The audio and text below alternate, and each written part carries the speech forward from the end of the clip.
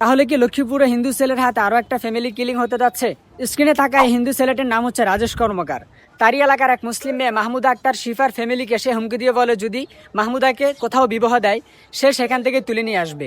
পোস্টে দেখা যায় এই হিন্দু মালান সেটাই করেছে এবং ফাইনালি এসে সে ও মেয়ের ফ্যামিলিকে হুমকি দিচ্ছে যদি এখন আবার মেয়েকে অন্যত্র বিবাহ দেওয়ার চেষ্টা করে তাহলে তাদের পুরো ফ্যামিলিকে হত্যা করে দিবে। What mean bro? It's Bangladesh, it's not India.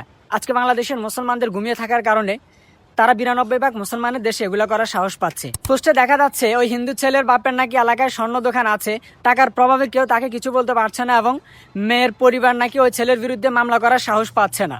কেন ভাই? নিজের দেশে নিজের এলাকায় কেন এভাবে জিম্মি হয়ে থাকতে হবে? পুরো বাংলাদেশের মুসলমানদের উচিত লক্ষ্মীপুরে সেই মাহমুদা আক্তার শিফার ফ্যামিলির পাশে দাঁড়ানো এবং প্রশাসনিক ব্যবস্থা নেওয়া। আমি সংখ্যালঘুদের বিরুদ্ধে উস্কানি দিচ্ছি না, বরং সংখ্যালঘুদের হিংস্রতা থেকে আত্মরক্ষার জন্য ব্যবস্থা নিতে বলছি। 2 দিন আগে একটা ভিডিও ভাইরাল হয়েছে, সেখানে দেখা যাচ্ছে একজন হিন্দু যুবক প্রকাশ্যে কিছু ছেলেপেলেদেরকে বলতেছে যে স্কুলে যায় ছাত্র ছাত্রীরা ছেলে মেয়েরা তাদেরকে কোনোরকম একটা হলেও একটা খুবই হলেও নাটক হলেও কিনবে ওদেরকে শিখাবেন যদি আপনাকে প্রতিহত করে একদম হলেও মারা দিতে।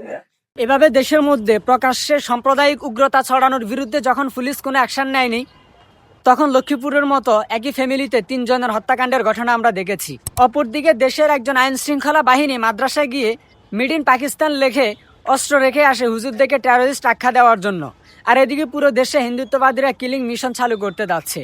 এমনকি বাংলাদেশে হত্যাকাণ্ড ঘটানোর কারণে ভারত থেকে হিন্দুরা তাদেরকে বাহবা এবং উৎসাহিত করছে। স্যালুট জানাই অন্তর মজুমদারকে, 4 জিহাদিকে মারা। শাবাশ অন্তর মজুমদার, শাবাশ। প্রশাসন আমাদেরকে বলুক কোন জায়গায় তাদের দুর্বলতা, কেন তারা হিন্দুদের বিরুদ্ধে অবস্থান নিতে পারে না। তারা 92% মুসলমানের দেশের সংখ্যালঘুকে ঢাল বানিয়ে যখন তখন যেভাবে ইচ্ছে সেভাবে হত্যাকাণ্ড এবং ভাগুয়া লাভ ট্রাফের মিশন চালিয়ে যাচ্ছে।